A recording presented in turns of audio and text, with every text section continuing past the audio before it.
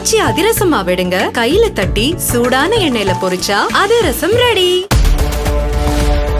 திருப்பூர் மாவட்டம் காங்கேயத்தில் பைக்கில் சாலையை கடந்தபோது இடதுபுறத்தில் இருந்து வந்த கார் மோதி விபத்திற்குள்ளானதில் பைக்கில் பயணித்த 3 பேர் தூக்கி வீசப்பட்ட சிசிடிவி காட்சிகள் வெளியாகியுள்ளது.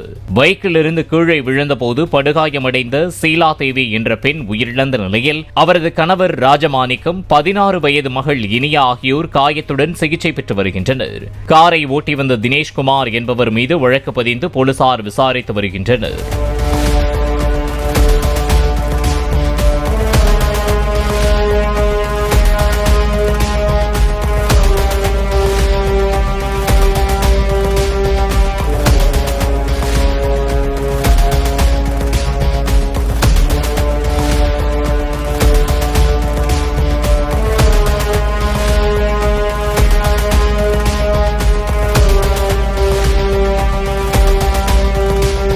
ஆச்சி அதிரசமா விடுங்க, கையில தட்டி சூடான எண்ணெயில பொரிச்சா அதிரசம் ரெடி.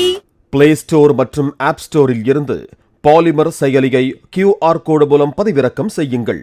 செய்திகளை உடனுக்குடன் பெறுங்கள்.